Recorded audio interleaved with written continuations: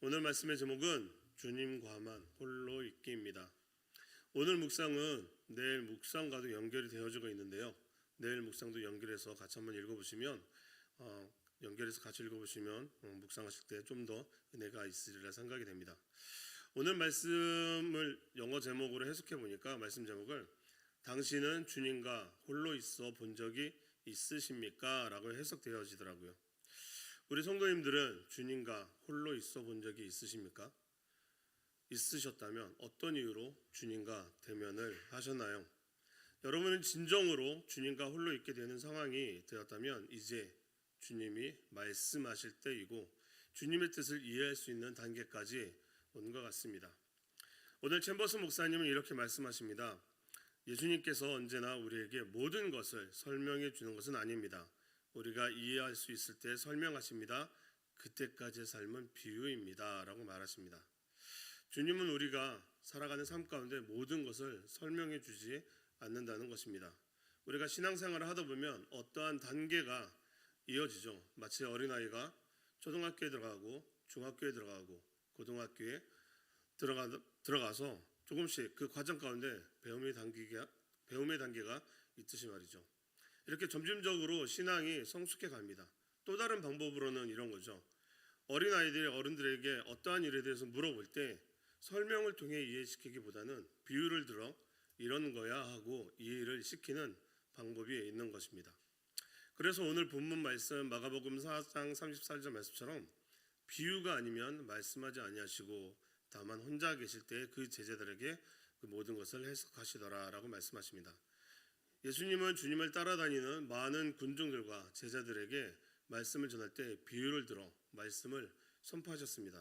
이 비유들은 예수님께서 교육에 사용하신 가장 우선적인 도구였던 것이죠.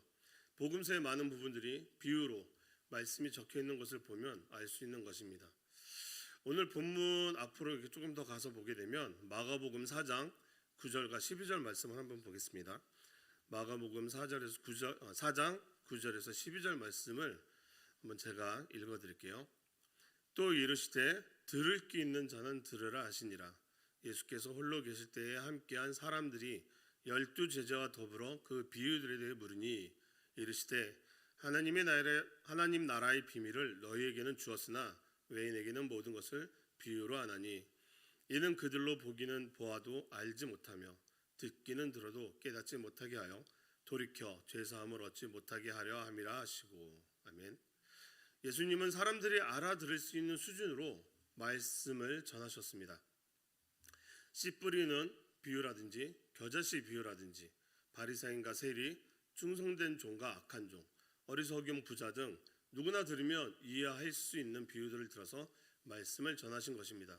그런데 지금 읽은 9절 말씀에서는 들을 귀 있는 자는 들으라 하시니라를 말씀하시며 들을 귀에 대해 말씀하십니다.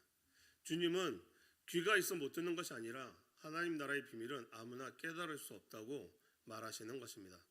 그래서 좀 더 이해를 돕기 위해 비유로 말씀하시지만 다 이해할 수 없을 것이다 라고 말씀하시는 거죠. 그래서 33절에 이렇게 말씀하십니다. 오늘 말씀 바로 전이죠. 예수께서 이러한 많은 비유로 그들이 알아들을 수 있는 대로 말씀을 가르치시되 라고 말씀하시며 오늘 본문 말씀을 이어가시는데요. 여기서 재미있는 표현이 있습니다. 알아들을 수 있는 대로. 어떻게 보면 다 알아듣지 못한다는 전제하에 말씀을 하고 계시는 거죠. 그러니까 당시 상황을 생각해 보면 더 이해가 될 것 같습니다. 우리가 지금 그 앞절 말씀을 읽은 10절 말씀을 보게 되면 예수께서 홀로 계실 때에 함께한 사람들이 12 제자와 더불어 그 비유들에서 물으니 예수님 주변에는 많은 군중들이 있었고 제자들도 있었다고 말합니다. 다시 말해 제자들마저도 예수님이 말씀하시는 부분을 비유를 들어서 이해해야 했으며 그 비유가 말하는 그 이상은 알 수 없었다라는 것입니다. 그 이상의 비밀은 언제 알 수 있었을까요? 그렇죠. 바로 예수님 부활 이후에 성령을 통해서 알 수 있었다는 것입니다. 그래서 오늘 본문 말씀으로 이어지는 부분들입니다. 제자들과 홀로 대면할 때 그때 말씀하신다는 것입니다. 저는 오늘 설교를 준비하다가 수요일 새벽 예배에 말씀하신 구원에 대해서 말씀하실 때 오늘 말씀과 연결을 할 수 있겠다라는 생각이 들더라고요. 그래서 수요일 말씀을 잠깐 제가 복기를 해보겠습니다. 수요일 말씀 본문은 사도행전 26장 18절이었는데 그 눈을 뜨게 하여 어둠에서 빛으로 사탄의 권세에서 하나님께로 돌아오게 하고 제3과 나를 믿어 거룩하게 된 무리 가운데서 기업을 얻게 하리라 하더이다. 하나님은 그 눈을 뜨게 하여 어둠에서 빛으로 사탄의 권세에서 하나님께로 돌아오게 하고, 이 단계는 아직은 구원의 단계에는 이르지 못했다는 것이죠. 그 빛을 보고 그 빛에 반응해서 무언가 행동으로 옮긴 것, 그것까지는 아직 구원에 이른 것이 아니라는 것이죠. 그럼 구원은 무엇입니까? 바로 죄사함이라는 것입니다.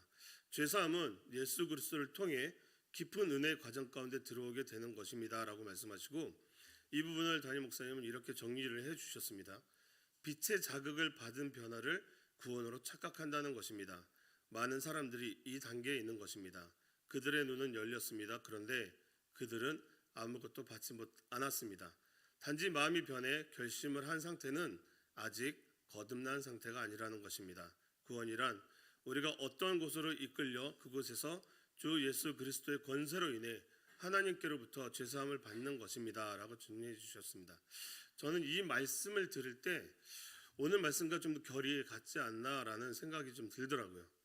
예수님의 제자들도 예수님의 제자들과 군중들도 메시아이신 예수님을 따라다니고 말씀을 들었습니다. 그런데 예수님이 메시아라는 사실을 알지 못했다는 것이고, 예수님을 메시아로 알 수 있는 그 단계가 필요한 것이었습니다. 오늘날에도 많은 사람들이 하나님을 압니다. 예수님을 압니다. 또 세상을 통해 말씀하고 계십니다. 그러나 정작 하나님을 알지 못합니다. 예수님을 알지 못합니다. 왜죠? 하나님과 독대하는 시간이 없었거든요. 많은 성도들이 그 넘어서야 하는 단계를 넘지 못하고 있는 것입니다. 성령의 인도하심이 필요하고 성령의 인도하심을 받아야 하는 것입니다. 신약 때는 예수님을 따라다니는 군중들에게 그들이 알 수 있는 비유를 통해 말하셨다고 했는데요. 그럼 오늘날에는 어떻게, 무엇을 통해 주님이 말씀하고 계실까를 생각해 봤습니다. 주님은 어떻게 오늘날에 말씀하고 계실까요? 요즘은 세상을 통해서 말씀하고 계시더라고요. 세상의 수많은 교회를 통해서, 또 수많은 영상을 통해서, 수많은 설교를 통해, 예배를 통해 말씀하고 있는 것 같습니다. 이런 교회도 있고 저런 교회도 있고, 크리스찬이 어떻게 살아가야 하는지, 어떤 교회를 통하여 이루어지는 하나님의 역사들, 또 하나님이 기뻐하지 않는 교회와 기뻐하지 않는 기독교인들의 모습, 이런 모습들과 메시지들이 요즘 우리에게 말씀하고 있는 거 아닐까요? 이런 메시지를 통해 누구나 알 수 있는 보편적인 하나님과 예수 그리스도를 소개받을 수는 있지만, 진정 그리스도는 살아계신 하나님의 아들이라는 고백을 하기까지는 주님과 독대하는 시간, 홀로 대면하는 시간이 있어야 된다는 것입니다. 그렇게 주님과 대면하는 시간을 들어갈 때 나의 가장 연약한 부분을 주님은 만지신다고 오늘 묵상에서 말하고 있습니다. 챔버스 목사님은 이렇게 말씀하십니다. 우리가 하나님께 쓰임받는 유일한 비결은 우리의 성품에 못나고 연약한 부분들을 하나님께서 만지시도록 하는 것입니다. 우리는 자신에 대해 얼마나 무지합니까? 다른 사람의 질투와 게으름과 교만을 보면서도 자신의 질투와 게으름과 교만은 깨닫지 못합니다 라고 말하며, 이어서 자신을 이해하고 있다는 헛된 생각을 버리십시오. 이것은 우리가 끝까지 버리지 못하는 생각입니다. 우리를 정확하게 이해하시는 분은 오직 하나님이십니다 라고 말하십니다.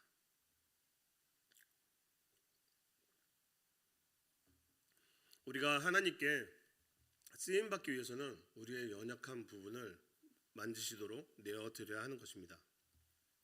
우리의 연약한 곳, 여러분의 연약한 부분은 어떤 부분이 있으신가요?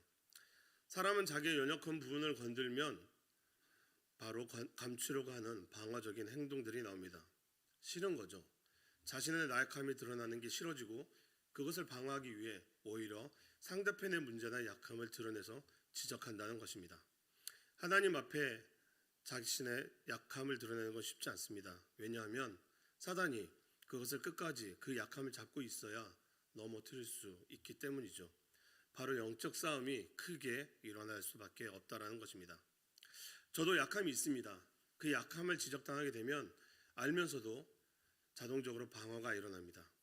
하나님은 끝까지 버리지 못하는 그런 생각까지도 내어놓기를 원하시지만 그것이 참 쉽지는 않습니다. 하지만 모든 것을 내어놓을 때 하나님은 그때부터 나를 사용하신다는 것입니다. 우리 자신에 대해 스스로 잘 알고 있다고 생각하지만 우리 자신을 온전히 이해하시는 분은 하나님 한 분이십니다. 내 자신이 아니라는 것이죠. 그러므로 우리가 하나님께 쓰임받는 유일한 비결은 우리의 성품에 못나고 연약한 부분들을 하나님께서 만지시도록 내어드리는 것입니다. 우리가 하나님께 쓰임받기 위한 사람이 되는 건, 우리가 하나님께 쓰임받기 위한 사람이 되는 건 몇 분이 걸릴 수도 있고 평생이 걸릴 수 있다고 우리가 얼마 전 묵상에서도 나눈 적이 있습니다. 기억하십니까? 여러분은 하나님 앞에 쓰임을 받고 싶으십니까? 아니면 아직도 세상에서 누릴 거를 좀 더 누리고 난 다음에 쓰임을 받고 싶으신가요? 하나님께 쓰임 받기 위해서 하나님과 대면하는 시간, 성령의 인도함이 있어야 합니다. 성령의 인도함 없이는 우리는 하나님의 뜻을 온전히 알 수 없기 때문이죠. 하나님의 불꽃 같은 눈앞에서 우리가 어떤 존재인지를 아는 것과 우리가 하나님 앞에서 전혀 가치가 없다는 사실을 확신하지 못하면 하나님께서는 우리를 계속해서 궁지에 몰아넣고 결국 홀로 있게 만드실 것이라고 말씀하십니다. 나 자신은 내가 잘 알아 하는 우리 안에 있는 교만이나 기만이 있다면 예수님께서는 그 어떤 것으로도 설명할 수 없으시기 때문입니다. 사랑하는 성도 여러분, 우리는 어떤 존재입니까? 하나님에 속한 사람입니까? 아니면 하나님 없이도 살아갈 수 있는 존재입니까? 하나님과 독대하는 그 시간을 만드십시오. 성령 하나님과 대면하는 그때 비로소 하나님은 설명해 주실 것입니다. 하나님이 무엇을 원하시고 무엇을 어떻게 해야 하나님과 동행하며 살아갈 수 있는지를요. 오늘 말씀을 마무리하겠습니다. 저는 오늘 말씀을 준비하며 많은 기도와 묵상이 있었습니다. 지금 시점에서는 저에게 정말 필요한 말씀이었거든요. 특히 우리 사역자들은 하나님과 독대하는 시간이 더 많아져야 하기 때문입니다. 성령 하나님의 인도하심을 받으며 살아가야 하기 때문이죠. 그래서 저의 약함을 드러낼 때 고통스럽습니다. 하지만 이 또한 이길 힘도 주십니다. 사랑하는 성도 여러분, 하나님은 우리에게 말씀하기 위해 우리의 약한 부분을 드러내며 말씀하시려고 할 때가 있으실 겁니다. 그때 외면하지 마시고 다른 것으로 방어하지 마시고 그 약함을 드리고 하나님의 인도하심을 따라 하나님과 대면하는 그 시간이 있기를 기도합니다. 기도하겠습니다. 하나님 감사합니다. 오늘 말씀을 통해 하나님을 더 알아가는 시간이 되게 하시고 하나님과 대면하는 시간들을 갖게 하옵소서. 성령 하나님의 인도함으로 사역의 길을 가게 하옵소서. 예수님 이름으로 감사하며 기도합니다.